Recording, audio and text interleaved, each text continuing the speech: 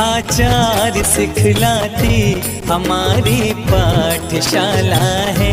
हमें व्यवहार सिखलाती हमारी पाठशाला है। हमें मंदिर बुलाती वह हमारी पाठशाला है। हमें मंदिर बुलाती वह हमारी पाठशाला है। प्रभु दर्शन दिलाती वह हमारी पाठशाला है। प्रभु दर्शन दिलाती वह हमारी पाठशाला है। ओम नमः सिद्धेभ्यः, ओम नमः सिद्धेभ्यः, ओम नमः सिद्धेभ्यः। देवादिदेव आदिनाथ भगवान की जय। द्वादशांग जिनवाणी माता की जय। संत शिरोमणि आचार्य गुरुवर विद्यासागर जी महाराज की जय। आचार्य श्री उदार सागर जी महाराज की जय। मुनि पुंगा गुरुवर सुधा सागर जी महाराज की जय। समस्त मुनि संघ की जय। हम सभी लोग अरुणोदय भाग 1 का अध्ययन कर रहे हैं।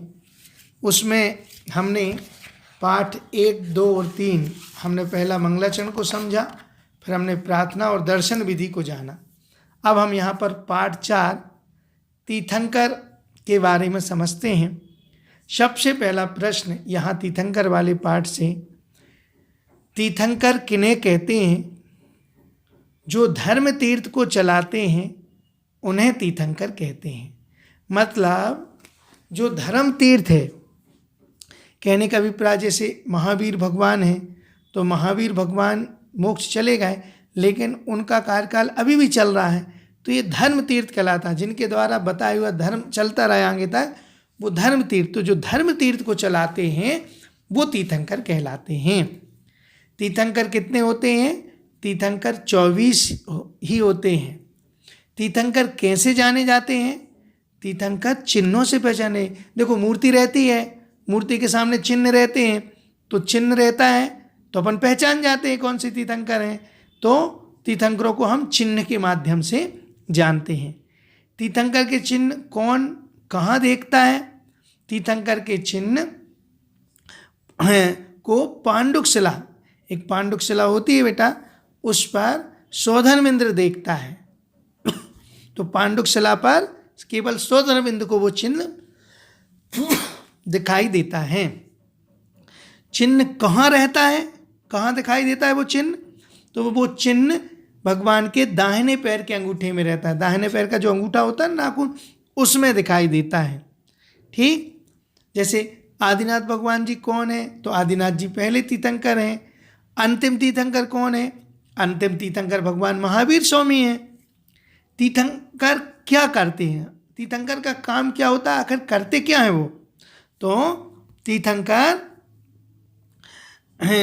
सबको दिव्य धुनी से धर्म सुनाते हैं। मतलब बेटा जैसे महाराज जी लोग रहते हैं ना, तो वो प्रवचन सुनाते हैं। ऐसे तीर्थंकर का एक समूह शरण लगा रहता है बहुत बड़ा, तो उसमें वो बैठे रहते हैं और सबको धर्म तीर्थ का उपदेश देते हैं, अर्थात धर्म का उपदेश देते रहते हैं, जिससे लोग धर्म को लगकर अपनी आत्मा को खपाकर भगवान बन जाते हैं, अर्थात तीर्थंकर जैसे बन जाते हैं। तो तीर्थंकर सबको दिव्य ध्वनि से धर्म, देखो जो महाराज जी बोलते हैं वो प्रवचन कहलाता, लेकिन भगवान के मुख से जो निकलती है, सर्वांग से जो निकलती है, वो दिव्य ध्वनि कहलाती, इसलिए सबको दिव्य ध्वनि से धर्म सुनाते हैं। अच्छा, तीर्थंकर 24 ही होते हैं, लेकिन भगवान कितने होते हैं? भगवान अनंत हो सकते हैं। अनंत समझते हो बेटा क्या कहलाता? अनंत कहलाता है जिसकी कोई सीमा और गिनती ना हो, अपार, बहुत बड़ा, जैसे समुद्र की बूंदों को नहीं गिना जा सकता, ऐसे ही अनंत होता है, बहुत बड़ा। भगवान कहाँ रहते हैं? तो भगवान सिद्ध लोक में। जैसे अपन यहाँ जमीन पे रह रहे हैं ना, ऐसे सबसे ऊपर बादल के ऊपर देखो तो सबसे ऊपर वहाँ सिद्धालय है, तो सिद्ध लोक में वहाँ पर भगवान रहते हैं। चाहे वो तीर्थंकर हो, चाहे वो भगवान हो, चाहे सामान्य केवली, सभी वहाँ पर रहते हैं। इस प्रकार से तीर्थंकर वाले पाठ के माध्यम से अपन ने समझा। अच्छा, अब तीर्थंकर के नाम और चिन्ह, तीर्थंकर का नाम क्या है और चिन्ह क्या है, उसको हम समझते हैं, पाठ 5 के माध्यम से जानते हैं। देखो इसमें दोहे के माध्यम से है, मैं दोहा बोलता हूँ, आप लोग उसे अच्छे से समझना। वेल चिन्ह है ऋषभनाथ का, अजित जिनेश्वर के गज जान, घोड़ा संभव प्रभु के होता, वानर अभिनंदन पहचान। क्या मतलब है? पहले ऋषभनाथ का बैल चिन्ह है, दूसरे अजितनाथ जी का गज मतलब हाथी का चिन्ह है। देखो चित्र बने हुए हैं ना। घोड़ा संभव प्रभु के, तीसरे संभवनाथ जी का घोड़ा है, और बानर माने बंदर, तो चौथे अभिनंदन नाथ का बानर माने बंदर है। तो पहले ऋषभनाथ बैल का चिन्ह, दूसरे अजितनाथ हाथी का चिन्ह, तीसरे शंभवनाथ घोड़ा का, चौथा अभिनंदन नाथ बंदर का चिन्ह। अब देखो अगला श्लोक। चकवा सुमतिनाथ के कहिए, कमल पद्म प्रभ है गुण खान, कहा सातिया श्री सुपार्श के, चंद चंद प्रभ का दुतिमान। क्या मतलब? पांचवें सुमतनाथ जी का चकवा, ये पक्षी दिख रहा है ना बना हुआ चित्र में, ये पांचवें सुमतनाथ जी का चकवा का चिन्ह। कमल पद्म प्रभ के, छठवा पद्म प्रभु भगवान छठवें, उनका लाल कमल का चिन्ह। फिर कहाँ सातिया सुभाष, सातिया का चिन्ह सातवें सुभाष नाथ का, और आठवें चंदा प्रभु का चंद्रमा का चिन्ह, द्युतिमान माने चमकता हुआ। इस प्रकार से पांचवें पद्म प्रभु जी, पांचवें सुमतनाथ जी का चकवा, छठवें पद्म प्रभु का लाल कमल, सातवें सुपासनाथ जी का सातिया, और आठवें चंदा प्रभु का चंद्रमा। अब देखो आगे। पुष्पदंत के मगर कहा है, कल्प वृक्ष शीतल पदमान, है गेंडा श्रियांश नाथ के, भैंसा वांस पूज के जान। क्या अर्थ है? पुष्पदंत का मगर का चिन्ह है, फिर कल्प वृक्ष शीतलनाथ भगवान का चिन्ह, और 11वें श्रीनाथ का गेंडा, ये बना हुआ ना गेंडा, और 12वें बांसपुर जी का भैंसा। मतलब 9वें पुष्पदंत का मगर, 10वें शीतलनाथ जी का कल्प वृक्ष, 11वें श्रीनाथ का गेंडा, और 12वें बांसपुर जी का भैंसा का चिन्ह। इस प्रकार से ये चिन्ह। अब आगे देखते हैं अपन। आगे, सूकर विमल पदाम्बुज देखा, अनंतनाथ पद से ही मान, धर्मनाथ के वज्र सुजानो, शांति जिन की पहचान। हिरण शांति जिन की पहचान। क्या मतलब? सूकर विमल पदाम्बुज देखा, सूकर विमलनाथ भगवान के चरणों के दास सूकर। फिर 14वें अनंतनाथ का से ही, जो दिख रहा है ना ये चित्र से ही का है। 15वें धर्मनाथ का वज्र सुजानो, वज्र दंड, और 16वें शांतिनाथ जी का हिरण। मतलब 13वें विमलनाथ जी का सूकर, 14वें अनंतनाथ जी का से ही, 15वें धर्मनाथ का वज्रदंड, 16वें शांतिनाथ जी का हिरण का चिन्ह। अब आगे, कुंतुनाथ के अज की महिमा, चंचल मीन अर्जिन जान, मल्लीनाथ के कलश सुशोभित, कछुआ मुनिषु व्रत बल खान। क्या है? अब कुंतुनाथ के अज की महिमा, अज माने होता है बकरा, तो कुंतुनाथ 17वें कुंतुनाथ जी का बकरे का चिन्ह। चंचल मीन, अति चंचल मतलब जो बहुत चंचल रहती है, जो रुकती नहीं है। मीन माने मछली, अरयनाथ की मंजली, 18वें अरयनाथ जी का मछली का चिन्ह। फिर मल्लीनाथ के कलश, 19वें मल्लीनाथ जी का कलश, और कछुआ मुनिषु व्रत बल खान, जो बहुत वान रहता है, ऐसा 20वें मुनिषु व्रतनाथ जी का कछुआ का चिन्ह। तो क्या अर्थ निकला? पहला पूरा 17वें कुंतुनाथ जी का बकरा, 18वें अरयनाथ जी का मछली, 19वें मल्लीनाथ जी का कलश, और 20वें मुनिषु व्रतनाथ जी का कछुआ। नमी आगे, प्रभु नमी नील कमल से चिन्हित, प्रभु नमी नील कमल से चिन्हित, नेमिनाथ पद शंख महान, सर्प विराजे पार्श्वनाथ पद, महावीर पद सहज सुजान। क्या अर्थ निकला?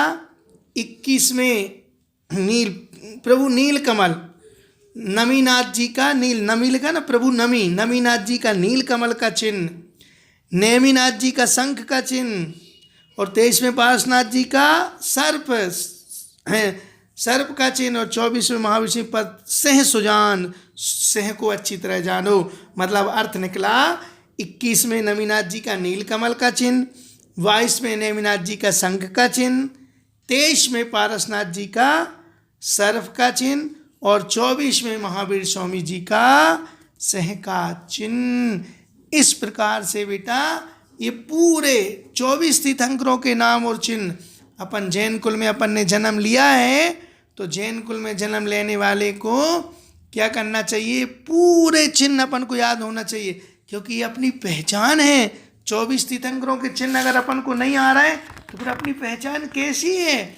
इसलिए ये पूरी पहचान एक बार फिर से, पहले ऋषभनाथ जी का बैल का चिन्ह, दूसरे अजितनाथ जी का हाथी का चिन्ह, तीसरे शंभवनाथ जी का घोड़ा का चिन्ह, चौथे अभिनंदन नाथ जी बंदर का चिन्ह, 5वें सुमतिनाथ जी का चकवा का चिन्ह, 6वें पदम प्रभु जी का लाल कमल का चिन्ह, 7वें सुपासनाथ जी का साथिया का चिन्ह, 8वें चंदा प्रभु जी का चंद्रमा का चिन्ह, 9वें पुष्पदंत मगर का चिन्ह, 10वें शीतलनाथ कल्प वृक्ष का चिन्ह, 11वें श्रीयांशनाथ जी गेंडे का चिन्ह, 12वें बांसपुर जी भैंसा का चिन्ह, 13वें विमलनाथ जी सूकर का चिन्ह, 14वें अनंतनाथ जी सेही का चिन्ह, 15वें धर्मनाथ वज्रदंड का चिन्ह, 16वें शांतिनाथ हिरण का चिन्ह, 17वें कुंथुनाथ बकरा का चिन्ह, 18वें अरनाथ मछली का चिन्ह, 19वें मल्लीनाथ कलश का चिन्ह, 20वें मुनिश्वरनाथ कछुआ का चिन्ह, 21वें नमीनाथ नीलकमल का चिन्ह, 22वें नेमिनाथ शंख का चिन्ह, 23वें पारसनाथ सर्प का चिन्ह, और 24वें महावीर स्वामी सिंह का चिन्ह। इस प्रकार से ये अपन ने 24 तीर्थंकरों के नाम और चिन्ह को जाना। ठीक, ये सभी को याद करना है बच्चे, सभी को याद रहना चाहिए। अब अगला हम पाठ नंबर 6 जिसका नाम है भगवान। ठीक, अब हमारा पहला प्रश्न है इसमें, भगवान किन्हें कहते हैं। अब अच्छे से सुनना। जो संसार के दुखों से बचाकर सुख का मार्ग बताते हैं उन्हें भगवान कहते हैं। मतलब बेटा जो संसार के दुखों से, अपन को संसार में बहुत दुख है ना, कभी पढ़ाई की टेंशन, कभी मम्मी की, कभी पापा की, कभी ये, कभी व्यापार की, कभी घर की, कभी परिवार की, तो इन दुखों से बचाकर जो सुख का मार्ग बताते हैं उन्हें भगवान कहते हैं। भगवान को और क्या कहते हैं? भगवान को परमेष्टि भी कहते हैं, ईश्वर भी कहते हैं, प्रभु भी कहते हैं और परमात्मा भी कहते हैं। मतलब ये भगवान के पर्यायवाची नाम बहुत सारे, चाहे आप परमेष्टि बोल दो, ईश्वर बोल दो, प्रभु बोल दो या परमात्मा बोल दो, ये सब भगवान के ही नाम हैं। परमेष्टि किन्हें कहते हैं फिर? तो परमेष्टि जो परम पद में स्थित होते हैं उन्हें परमेष्टि कहते हैं। परम पद में स्थित का मतलब क्या होता है? परम पद माने अच्छे पद पर, जिसमें सबको सम्मान मिले, जिसमें सभी लोग आत्मा का कल्याण कर सके उनको देखकर, जिससे स्वयं का भी कल्याण ऊपर का, ऐसा पद उसको बोलते हैं परम पद, अच्छा पद, श्रेष्ठ पद में जो स्थित होते हैं। जैसे महाराज जी और भगवान वगैरह होते, अपन लोग सब चरण छूते ना, तो वो अपना भी कल्याण कर रहा है और अपन को अपना भी कल्याण हो रहा है उनके साथ, तो वो परमेष्टि। परमेष्टि कितने होते हैं? परमेष्टि 5 होते हैं। पहले परमेष्टि कौन से हैं? पहले परमेष्टि अरिहंत परमेष्टि हैं। दूसरे परमेष्टि कौन से हैं? दूसरे परमेष्टि सिद्ध परमेष्टि हैं। तीसरे परमेष्टि कौन से हैं? तीसरे परमेष्टि आचार परमेष्टि हैं। चौथे परमेष्टि कौन से हैं? चौथे परमेष्टि उपाध्याय परमेष्टि हैं। और 5वें परमेष्टि कौन है? तो 5वें परमेष्टि साधु परमेष्टि हैं। इस प्रकार से ये 5 परमेष्टि होते हैं, अरिहंत जी, सिद्ध जी, आचार्य जी, उपाध्याय जी, सर्व साधु जी। इस प्रकार से 5 परमेष्टि होते हैं। इसको सबको अच्छे से याद करना है और हमें अपने जीवन में भी उतारना है। इसी मंगलमयी भावना के साथ बोलो द्वादशांग जिनवाणी माता की जय।